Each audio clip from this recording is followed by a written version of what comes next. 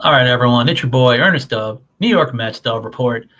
Let's talk initial GM meetings, initial sound bites, how to pick apart the David Stearns quotes by the soundbite, by the letter, and let's talk about the offense. Now we have the news of Jeff McNeil having a shoulder injury that's supposedly minor, but doesn't really sound like he'll be easy to trade all of a sudden. I don't know what's going on with these random Brandon Nimmo availability options. I don't really see it.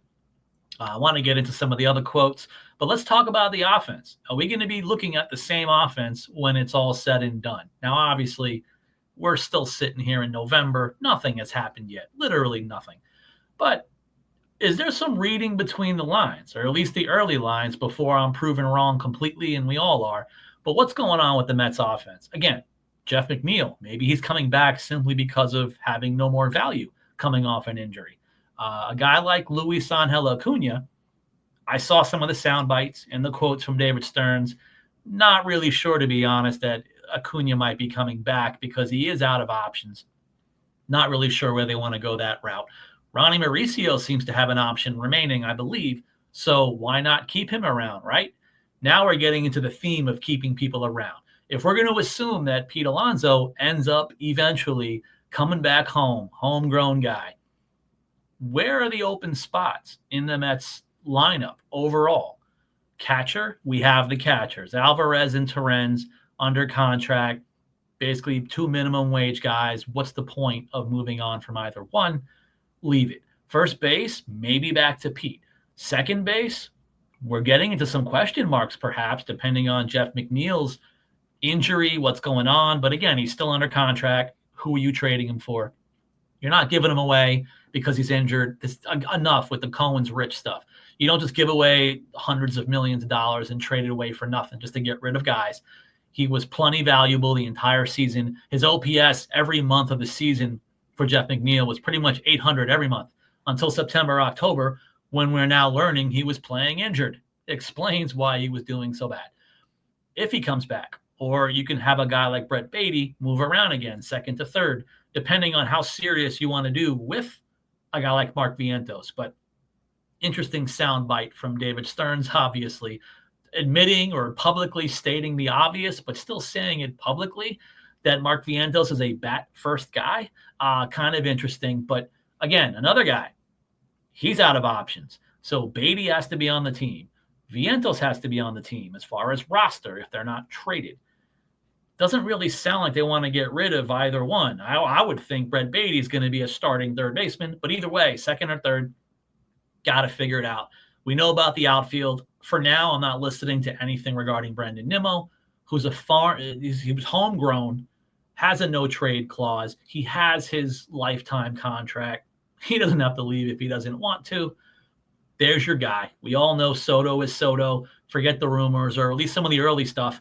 Soto's not going to be a first baseman in 2026. It doesn't sound like, so that's not an option. So there's your right field. There's your left field. Center field is interesting. But again, one of the brief quotes this week at the GM meetings, Stearns talked about, well, maybe go ahead and easily tender Tyrone Taylor a contract, which makes sense. Again, minimum wage guy who plays gold glove defense in center field, at least for the 26-man roster, makes all the sense in the world to bring Tyrone Taylor back. When he's on of sorts, he's one of those big hit guys randomly. One of those guys who hits 200 something, but sometimes in the moment he comes through. And again, the defense. So again, where's the offense? Are we really going to see a different offense in 2026? As of now, mid-November means nothing. We're starting to look like we're going to see the same old Mets of sorts in 2026, with the exception of one of Stearns' guys, right? From the farm system, the first top draft pick of the David Stearns era was Carson Bench, who went from draft pick to immediate within a calendar year. Bench is now a top 50, not even top 100. He's ranked in the top 50 of the 100 prospects in MLB. That's a quick rise for a guy who went up 3 levels last year because of how good he was. So that could be a guy you see in 2026, along with a guy like Jet Williams, who, by the way, all of a sudden, out of nowhere, it seems, started getting a little bit of praise defensively, because that seems to be the knock on him coming out of the draft for the first couple of years. All of a sudden, people are noticing or seeing or evaluating a little bit of progress defensively for him at the middle spots, not necessarily center field. Talked about Jet Williams in center, but you know what? At this point, it's Carson Benj's time already to come soon. So Jet Williams still could be the middle infield guy. But those are guys that you probably would rather see during the year and not breaking camp. So again, back to the original comments. Is this team going to look different? I'm saying for right now, the Mets offense might not look that different. You got the main guys. You got the Fab Four, which apparently pissed people off when that kind of name was created. But, it made a little sense for the top bats. What happens to the rest of the guys? Alvarez, again, keeps getting hurt all the time. Healthy Alvarez is actually a middle-of-the-order bat. There's your progress. Brett Baty, second half Brett Baty was an all-star of sorts, stats-wise. Are any of these projections going to provide themselves better progress in 2026? We're going to find out. But I'm here to tell you, again, farm system-wise, you have Carson Benj and Jet Williams.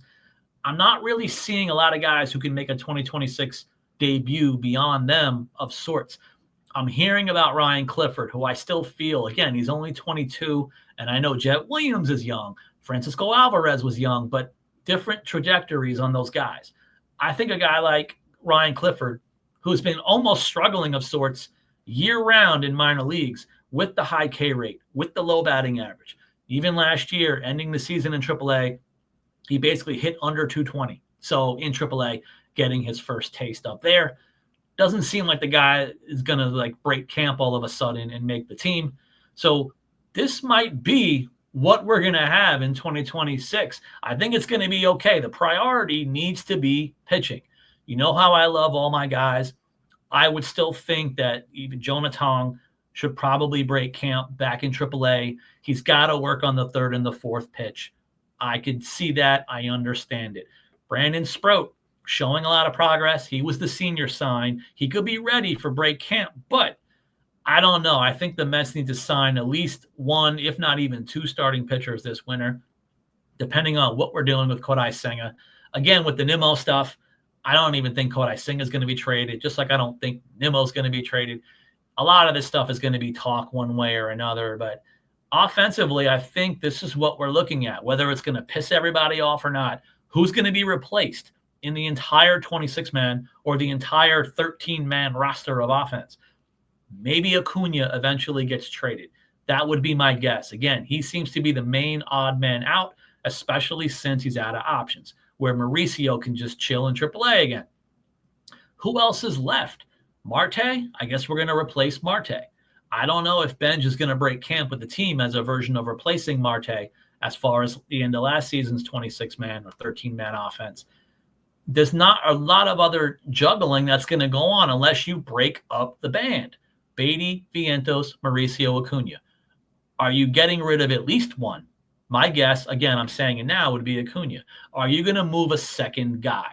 It seems like the biggest guy everybody wants to debate about at this point, beyond the idea of Brett Baty, a lot of people, I understand, they still don't believe in him because of the sample size growing prior to even the second half of last year. So I get it. Still nobody wants to believe because of the history before the second half of last year. We know about Vientos. Obviously, Stearns knows about Vientos with the glove. But offensively, we saw him in the playoffs. We know that. We know he could be a big game guy. Maybe that's the motivation push verbally and that soundbite that's going to get him on fire, even from camp, to start hitting. But there's really no other guys to be replaced. So Mauricio would be the most outrageous one.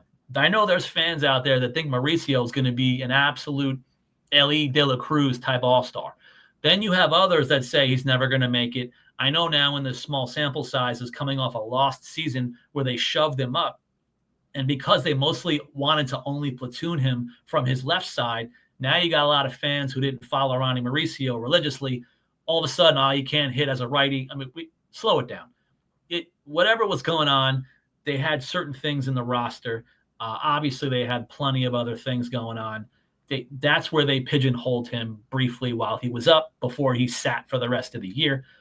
He could still be a switch hitter, but the power is definitely there, especially on the left side. But he's going to be an interesting guy. Do you keep Mauricio? Do you risk trading him away?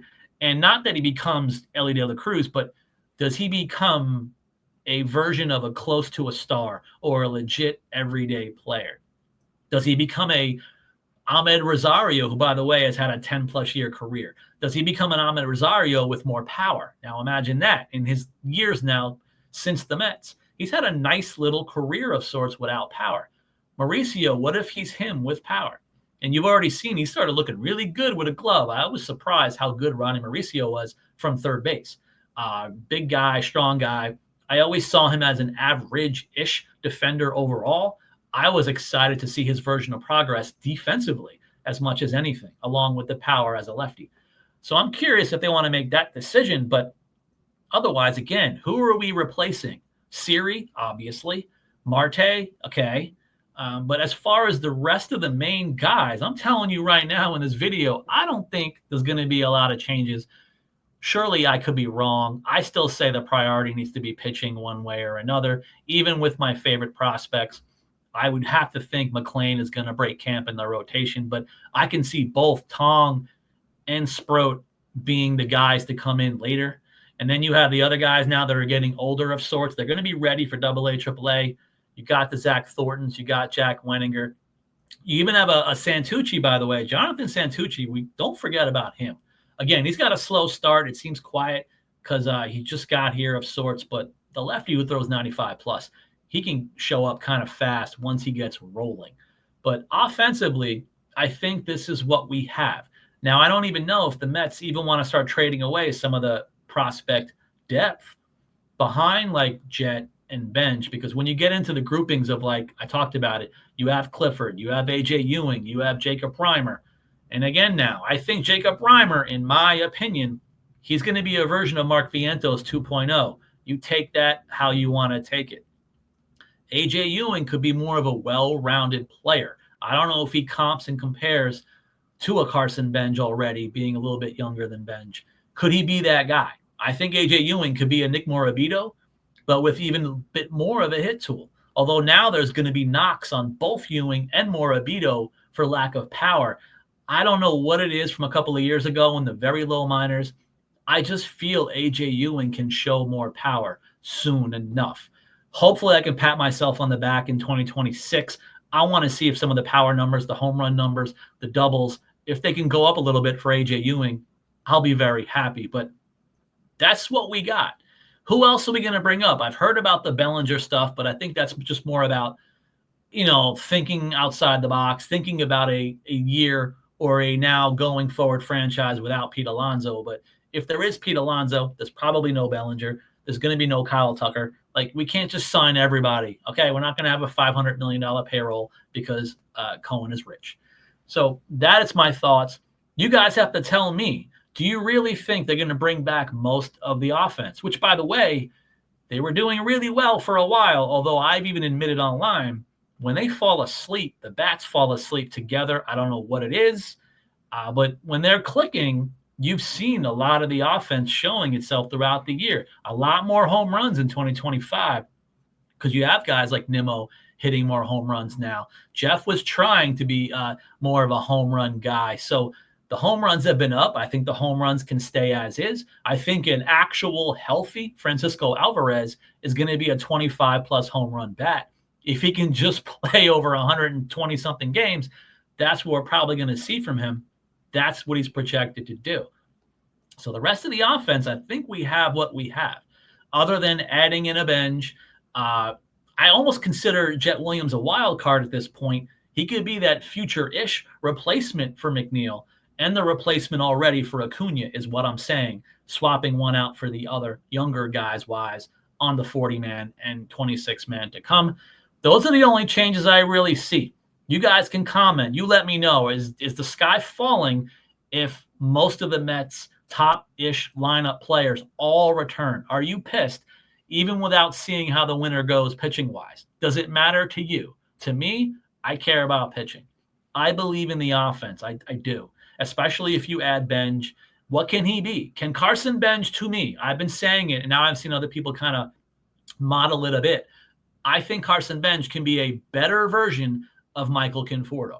I think he could be a bit more of a better hit tool than Michael Conforto. I also feel personally, in speaking with other people in the Mets organization, I feel he's a much better defender overall in the outfield than Michael Conforto. So if you have a better version of Conforto out there, and then you have Jet Williams, who, by the way, if he's getting better defensively, and he's already a top, 20 to 30 ranked prospect in Major League Baseball, those two guys on the roster, they're going to mean something.